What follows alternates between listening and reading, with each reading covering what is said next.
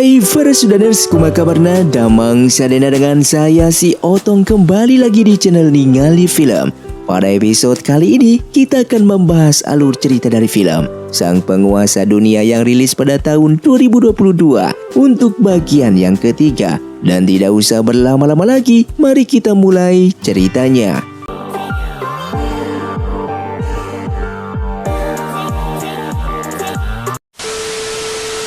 Film pun dilanjutkan dengan diperlihatkannya Sang Raja Yongzhou memberitahukan jika Pangeran Huangzhou berniat mengembalikan Pelasuanji dan Kaisar akan mengadakan perjamuan 6 prefektur. Sang Raja pun bertanya siapakah yang cocok untuk dia utus mewakili Yongzhou pergi ke Kaisaran, dan Sang Menteri pun mengusulkan agar Pangeran ketigalah saja yang akan pergi ke perjamuan 6 prefektur tersebut. Di sisi lain, pengawal pangeran kedua memberitahukan jika masalah Bai Fengxi di ibu kota berawal dari ketika dia datang ke pavilion Ruyu dan tak sengaja melihat pangeran pertama yang tiba-tiba pingsan dikarenakan penyakitnya kambuh. Dan hal itulah membuat Hai Fengxi pun akhirnya mengetahui jika semalam yang ingin mencelakai Bai Fengxi adalah kakaknya sendiri, yaitu pangeran pertama. Sementara saat ini Bai Fengxi yang sedang membeli roti lalu diikuti oleh Feng Chang. Namun setelah itu Feng Chang pun akhirnya ketahuan. Dan Feng Chang pun kembali bertanya apakah Bai Fengxi mengenalinya. Bai Fengxi pun menjawab jika dia adalah orang yang semalam yang Bai Fengxi tinggalkan. Dan kemudian Bai Fengxi pun memberikan rotinya lalu pergi dari sana.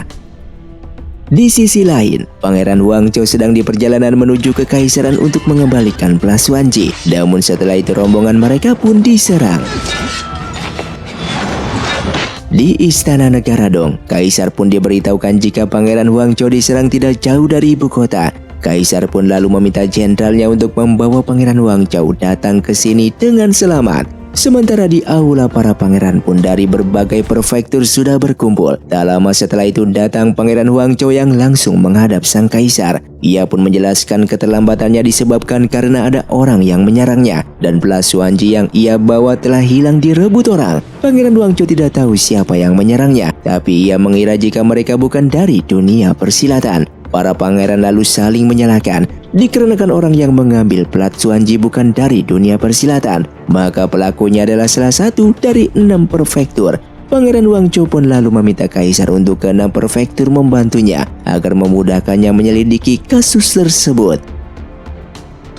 Sementara di sisi lain, Zhongli pun memberikan surat mendesak dari kekaisaran kepada pangeran kedua yang memberitahukan jika Pelasuanji hilang kembali. Pangeran kedua pun tahu jika hilangnya Pelasuanji adalah sandiwara dari Huangzhou karena takutnya mereka tidak bisa menjelaskan jika Pelasuanji itu palsu. Dan dengan adanya titah ini, maka Pangeran Huangzhou dengan bebas menyelidiki 6 prefektur tersebut. Di tempat lain, pengawal Pangeran Huangzhou pun meminta maaf kepada tuannya karena telah menyerangnya. Namun Pangeran Huangzhou tidak menyalahkannya karena mereka sedang bekerja sama dan hal itu sangatlah berjasa bagi Pangeran Huangzhou. Oleh karena itu nanti ia akan memberikan hadiah kepada pengawalnya tersebut.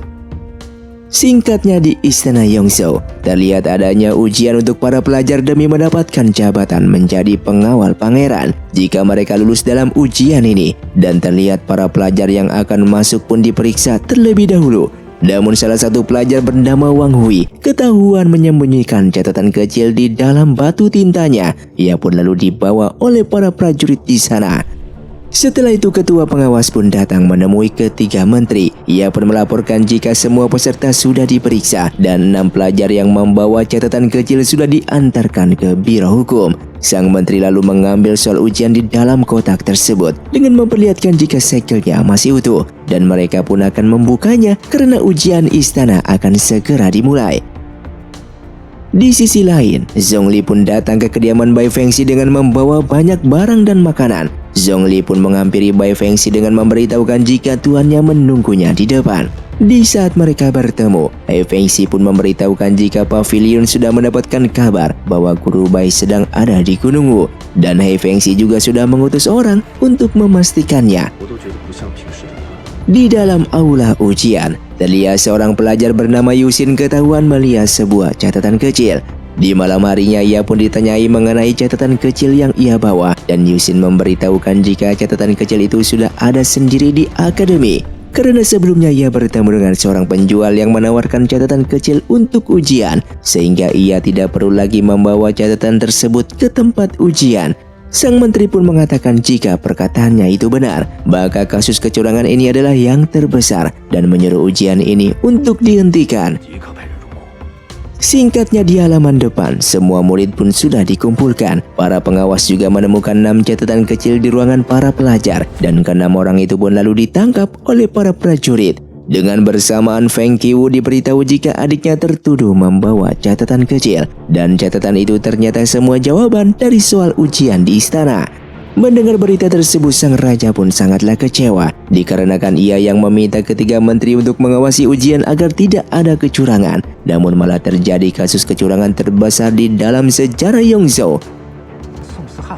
Di sisi lain, Lang Hua pun datang menemui Bai Fengxi. Dia sangat marah karena Bai Fengxi tidak memberitahukan jika ayahnya hilang entah kemana. Kemudian Bai Fengxi pun memintanya untuk tenang karena dia sudah meminta Hai Fengxi untuk menyelidiki keberadaan gurunya tersebut.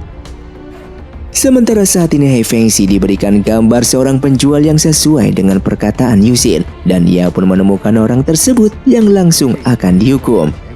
Singkatnya, Bai Fengxi yang berada di luar, ia pun diberikan surat dari Pavilion Ryu, dan ia pun lalu memperlihatkan kepada Lang Hua jika ayahnya tersebut hanya pergi ke Gunung Wu untuk bertemu teman lamanya, dan dia tidak sengaja mengikuti ujian Tain yang sedang mencari penerusnya. Lang Hua yang ingin menemui ayahnya tersebut, Bai Fengxi meminta Lang Hua untuk pulih dulu karena jarak dari sini ke Gunung Wu tidaklah dekat. Singkatnya, beberapa hari kemudian, terlihat Wu Yuan yang meminta Pangeran Huangzhou untuk ikut dengannya ke Gunung Wu. Dikarenakan di tempat inilah banyak pendekar yang terjebak akibat tidak bisa menyelesaikan ujian dari Master Tain. Dan Wu Yuan pun datang ke sini untuk memecahkan misteri tersebut dan menyelamatkan para pendekar. Tak lama kemudian mereka pun bertemu dengan rombongan dari Sekte Tianshuang. Di sana Wu Yuan memberitahukan kepada Bai Fengxi jika ada 30 pendekar yang masuk ke Gunung Wu namun tidak ada yang berhasil keluar dari sana. Menurut Wu Yuan, labirin yang digunakan Master Tain tidak berbahaya dan tidak akan mencelakai para pendekar. Namun agar para pendekar bisa keluar dari sana, maka harus ada salah satu dari mereka yang berhasil menerobos labirin untuk membukanya. Dan di dalam perjalanan, tiba-tiba mereka pun diserang oleh sekumpulan daun tajam yang berterbangan.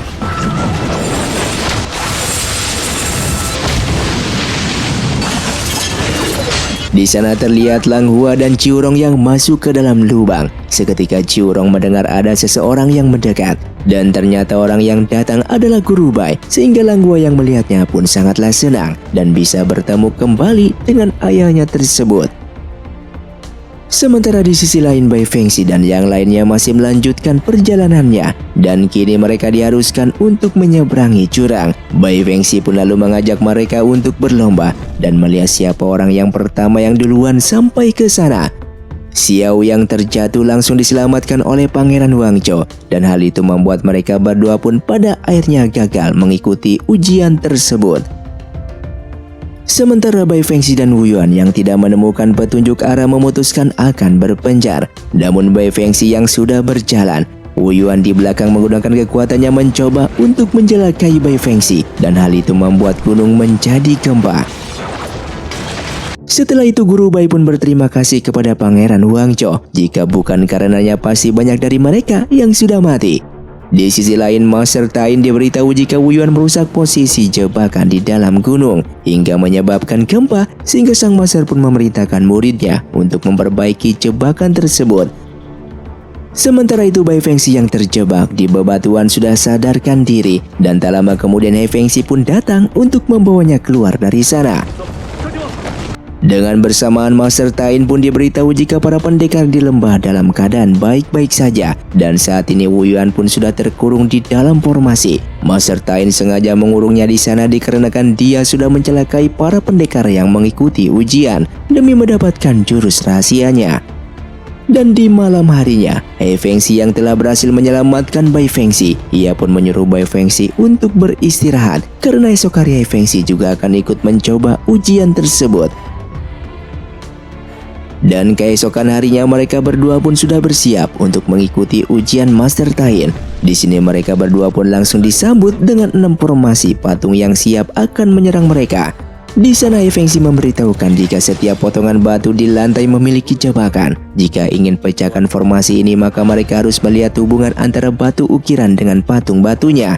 Di saat melihat ukiran batunya, Bai Feng Xi pun menyadari jika ia pernah melihat lukisan 6 raja di pagoda Bawang. Dan setiap raja memiliki puisi tersendiri, sehingga mereka pun mencoba kembali untuk memecahkan formasi ini. Setelah berhasil, Feng Xi pun tahu perasaan Master Tain tentang dunia ini. Dan Master Tain pun bertanya siapakah mereka yang sebenarnya. Setelah mereka memperkenalkan diri, Master Tain pun merasa jika Bai Feng Xi dan Feng Xi bukanlah pendekar biasa karena bisa menerobos formasi 6 patung. Jika mereka ingin menyelamatkan orang-orang, maka mereka harus menyelesaikan ujian ini dulu dan mendapatkan ajaran jurus rahasianya. Di dalam ujian berikutnya, Master Tain pun mengajak salah satu dari mereka untuk bermain catur. Dan Feng Xi pun mengatakan jika ia saja yang akan bermain. Namun di saat meletakkan anak catur, seketika Feng Xi langsung tak sadarkan diri dan masuk ke dalam alam bawah sadarnya. Di sini Feng Xi bertemu dengan anak catur musuh yang menggambarkan dirinya sendiri. Karena sesungguhnya musuh terbesar kita adalah diri kita sendiri. Setelah itu Feng Xi pun bertemu dengan dirinya saat masih kecil yang sedang menyesali kematian ibunya karena ia selalu bermain saat ibunya masih ada. Feng Xi pun lalu menasihati dirinya untuk membuang semua hasutan iblis di dalam dirinya. Di ujian terakhir Feng Xi pun diberitahu jika hidup itu seperti catur dan papan catur adalah utas dari 3000 masalah. Yang saat ini Master Tain hanya ingin memintanya untuk memotong 3000 utas masalah tersebut agar Feng Xi dapat memecahkan permainan ini. Di saat tersisa 1 utas lagi, seketika Feng Xi langsung teringat kebersamaannya dengan Bai Feng Xi. Namun di luar Bai Feng Xi yang melihat Feng Xi yang tidak kuat lagi, ia pun langsung merusak catur Master Tain. Dan tiba-tiba mereka berdua pun bertemu dengan sang Master Tain dengan mengatakan jika para pendekar menginginkan ajaran rahasianya, yaitu ajaran Lanyin dan Biu. Akan tetapi kenapa mereka malah menolak? Master Tain yang merasa ilmu bela dirinya diremehkan, Feng Xi pun memberitahukan jika kedatangannya ke sini karena ingin menemani Bai Feng Xi. Sedangkan Bai Feng Xi kedatangannya ke sini karena untuk menyelamatkan guru dan adik seperguruannya yang saat ini sedang terjebak di dalam goa. Namun Master Tain pun mengatakan dikarenakan mereka berdua sudah sampai di sini, Master Tain pun lalu mengeluarkan kedua ajarannya untuk mereka serap dan pelajari.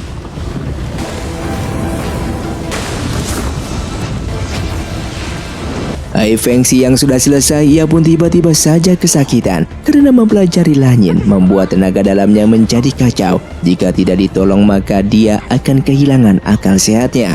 Bai Feng Xi pun lalu memakai metode Biu untuk menumbuhkan energi tenaga dalamnya agar Feng Xi bisa selamat. Sementara itu Wu Yuan menyadari jika formasi ini adalah formasi tanpa jalan keluar. Karena sekarang sudah terbuka maka harusnya ada orang yang berhasil menyelesaikan ujian ini. Feng Xi yang tersadar kembali tiba-tiba saja menyerang Bai Feng Xi. Meskipun tenaga dalamnya sudah pulih, tapi Feng Xi kehilangan akal sehatnya. Untuk membuatnya waras kembali, Bai Feng Xi pun harus menyentuh 4 titik fatal pada Feng Xi.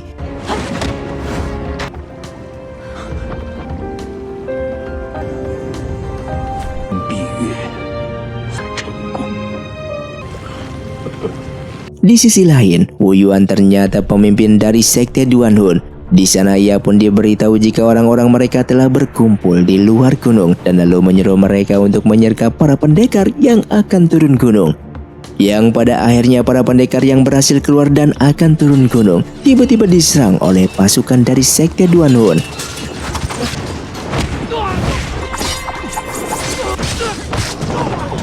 Sementara saat ini Master Tain mengucapkan selamat kepada mereka berdua dan memberikan peta negara Dong kepada Feng Xi. Bahkan ia pun memberikan sebuah bunga Lanyin dan Biu kepada Bai Feng Xi. Dan setelah mereka keluar dari sana, Master Tain yang wafat seketika Gunung Wu pun akhirnya hancur. Setelah mereka berpisah, salah satu murid Master Tain pun dihampiri oleh Wu Yuan dengan bertanya apakah Bai Fengxi mendapatkan ajaran Lanyin dan Biu. Namun murid Master Tain yang tidak bisa memberitahu hal itu membuat Wu Yuan pun marah dan langsung mengeluarkan tapak penghancur hati. Yang ternyata Wu Yuan adalah keturunan Qiong Qiong yang merupakan lambang dari dua monster tersebut. Di sisi lain, saat ini para pendekar masih bertarung dengan pasukan Sekte Duanhun. Dan tak lama kemudian datang He Fengxi dan Bai Fengxi untuk menolong mereka. Wu Yuan yang melihat mereka bertarung pada akhirnya mengetahui jika ajaran Lanyin dan Biu didapatkan oleh mereka berdua. Setelah pertarungan tersebut, Guru Bai yang sudah terluka, He Fengxi pun mengajaknya untuk tinggal di ibu kota Yongzhou dan Guru Bai pun menerima ajakannya itu. Di tempat lain, terlihat pengawal Sekte Duanhun memberitahukan jika orang-orang sekte mereka hampir punah. Wu Yuan yang mendengarnya pun tidak peduli karena ia sudah mendapatkan semua buku rahasia dari setiap sekte. Dan tujuannya ke Gunung Wu saat itu adalah untuk mendapatkan ajaran Lanyin dan Biu. Namun tidak disangka ajaran tersebut telah berhasil didapatkan oleh He Fengxi dan Bai Fengxi.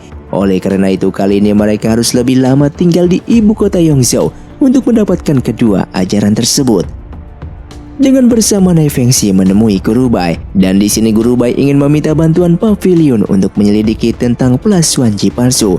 Karena saat ini mendengar pelasuan Ji palsu, ia juga sebelumnya telah menemukan pelasuan Ji palsu yang berbeda. Guru Bai pun memberitahukan jika ia sebenarnya adalah salah satu dari pelindung pelat kekaisaran. Kepergian Guru Bai ke gunung kemarin karena temannya yang juga pelindung pelat kekaisaran memberikan sebuah kabar bahwa dia juga menemukan pelasuan Ji palsu lainnya.